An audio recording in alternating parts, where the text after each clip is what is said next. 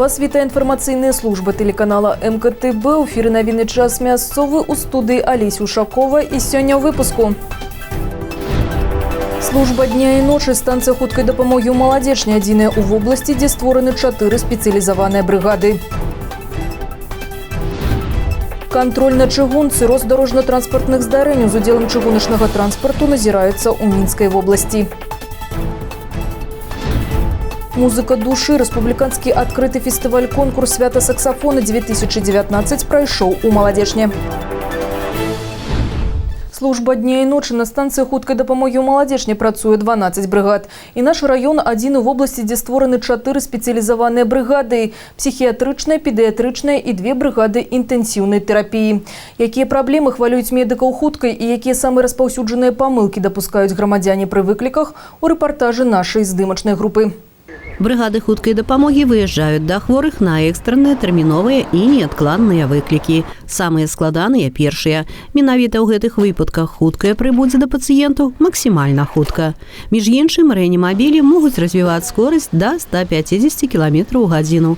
Медыкі адзначаюць, вадзіцелі апошнім часам дарогу службе 103 стараюцца ўступіць без лішніх эксцэсаў. А што тычыцца выклікаў, то нярэдка візіт брыгады пачынаецца і заканчваецца звычайнай кансультацыяй, без шпитализации и нават без инъекций.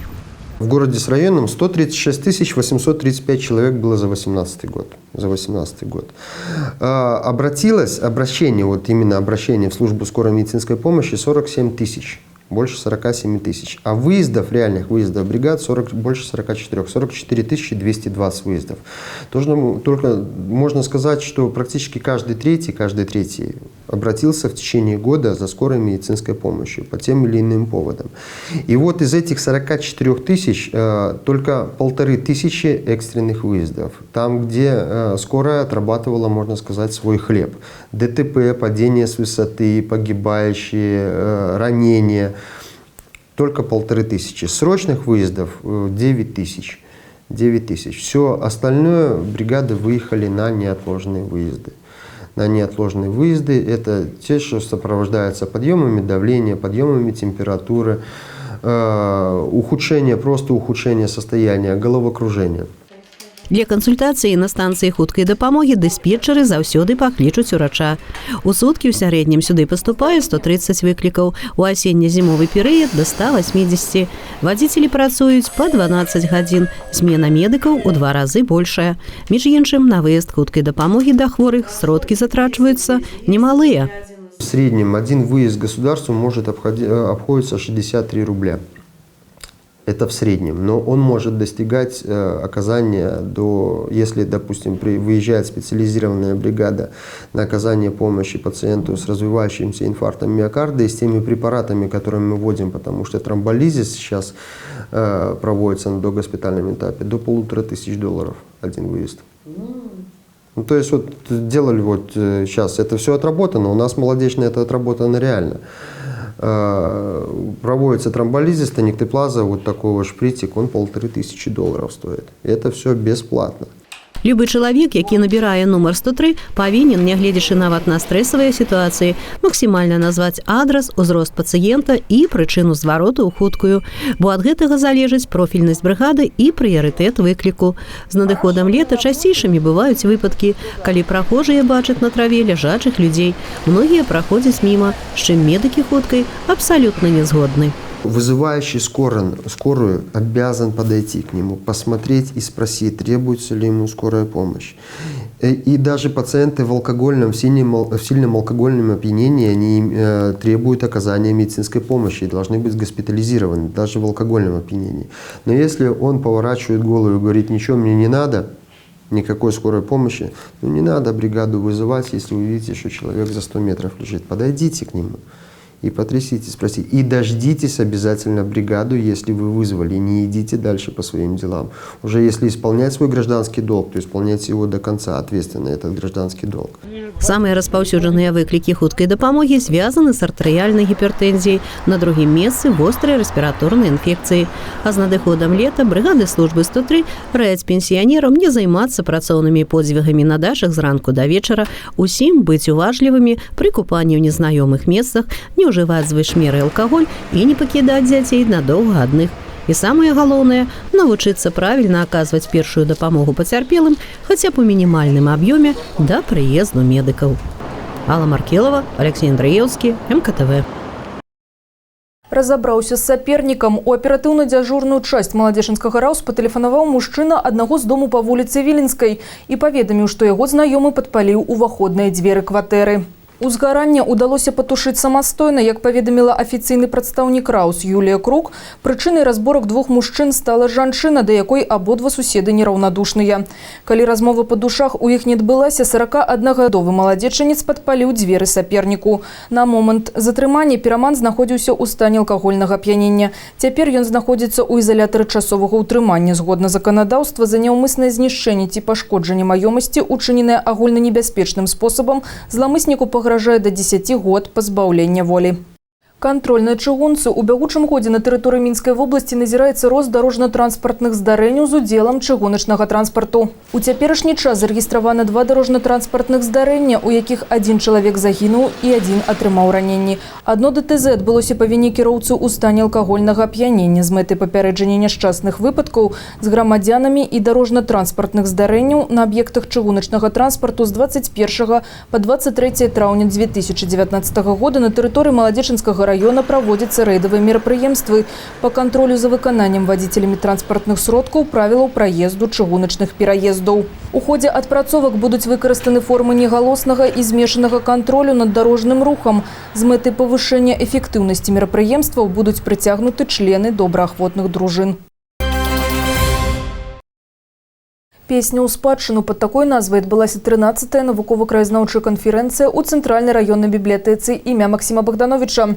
У ёй узялі ўдзел навукоўцы, пісьменнікі, краязнаўцы з розных абласцей Беларусі. Мерапрыемства было прысвечана 85-годдзю пісьменніка, беларускага фалькларыста і літаратара Арсенія Ліса. Для нашай краіны ён выканаў важную ролю, а менавіта захаваў значную частку гістарычна-культурнай спадчыны. Як фалькларыст і этнограф Арсеній Ліс аб'ездзіў Беларусь, збіраючы рознага кшталту матэрыялы, апрацоўваючы і захоўваючы іх. Ён ведаў людзей, якія тварылі беларускую гісторыю пачатку 20-го стагоддзя, здолеў захаваць пра іх памяць і перадаць нашчадкам. Таксама ён адзін з пачынальнікаў гісторыі даследаванняў беларускага нацыянальнага руху, першаадкрывальнік многіх імёнаў тых людзей, дзякуючы якім сёння мы маем незалежную Беларусь. Арсеній Сергійович Ліс, ён быў чалавекам, які ўсё сваё жыццё пасвяціў працы над тым, каб адкрыць нашаму народу, нашай інтэлігенцыі тыя імёны, якія, скажем, былі забытыя, імёны рэпрэсаваных людзей, імёны, якія вельмі шмат зрабілі, але з тых ці іншых меркаванняў іх выкрэслілі ў пэўны перыяд з нашай гісторыі. І ў гэтым сэнсе гэта было не толькі такой працай цяжкой, хоць это было складана па архіўнай, але гэта было і учынкам грамадзянскай мужнасці. Я прыехаў з Гродна на канферэнцыю, прысвечаную Арсенію Сергеевичу Лісу. Я ведаў гэтага чалавека як даследчыка, як гісторыка, як фалькларыста. Можна сказаць, што Арсеній Сергеевич быў адным з тых, хто прывёў мяне у маю прафесію цяперашнюю, работу гісторыка. І я прыехаў аддаць даніну гэтаму чалавеку, расказаць пра яго, пра сваё з ім знаёмства, пра сваю з ім перапіску, пра тое, якім ён быў, якім я яго запомніў, таму што ўсё-такі вельмі блізка мясціны ад Маладзечна, дзе ён нарадзіўся. Можна сказаць, што ён ваш зямляк, хаця геаграфічна яго радзіма знаходзіцца на тэрыторыі Гродзеншчыны сёння. Вось. Ну і вельмі цікава было паслухаць таксама іншых выступоўцаў. Арсеній Ліс памёр у маі мінулага года на 85-м годзе жыцця. Навукова-краязнаўчыя канферэнцыі для цэнтральнай бібліятэкі імя Максіма Богдановича ўжо паспелі стаць традыцыяй. Не забыць сваю спадчыну – такая іх галоўная мэта. Музыка души. Республиканский открытый фестиваль-конкурс «Свято саксофона-2019» пройшоў у Маладзечні. На базе дзіцячай школы мастацтваў форум адчыніў свае дзверы для жадаючых паказаць віртуознае выкананне ці проста атрымаць асалоду ад якаснай музыкі. Фестываль існуе ўжо на працягу 10 гадоў. Раней ён меў статус рэгіянальнага, цяпер фармат рэспубліканскі. У будучым годзе ёсць перспектыва атрымаць званне міжнароднага, бо ўжо сёння тут сабраліся ўдзельнікі і госці не толькі з усіх абласцей Беларусі. Прыехалі таксама прадстаўнікі Расіі, Латвіі і Польшчы. Заснавальнік і ідэйны натхняльнік конкурса, дырэктар Маладзечынскай дзіцячай школы мастацтваў. Эта идея народилась в нашей школе, тому что этот инструмент незвычайно популярный. Сярод молодежи, людей, которые ведают музыку и любят. Тому у меня народилась такая думка, что треба такий форум зробити, щоб можна було виказати різних узростів і показчики як досягнення цього інструменту, що він може показати. Тому цей форум народився менавіта тут, и чему я вельми рад. На саксофоне я играю уже добрую половину своей жизни, очень долго и очень нравится, потому что если бы не нравилось, не играл бы, наверное. А чем нравится, звук интересный, можно много чего играть, разную музыку. Музыкальнае пачуццё, уменне перадаць змест твора і тэхнічную падрыхтоўку канкурсантаў ацэньвала журы з Беларусі, Расіі, Латвіі і Польшчы. Трэба адзначыць, што свята саксафона праводзіцца толькі ў Маладзечні, і аналагаў яму пакуль што няма. Саксофон, он последние, может быть, 10-15 лет приобрел самое бурное развитие в Европе и в мире. Ни один духовой инструмент так не развивается, как саксофон. Любителей играть на саксофоне сегодня огромное количество, в том числе в Беларуси. И неспроста сегодня в том или ином месте в Беларуси появляются какие-то свои праздники. Вот в данном случае второй праздник саксофона и в городе Маладзечна.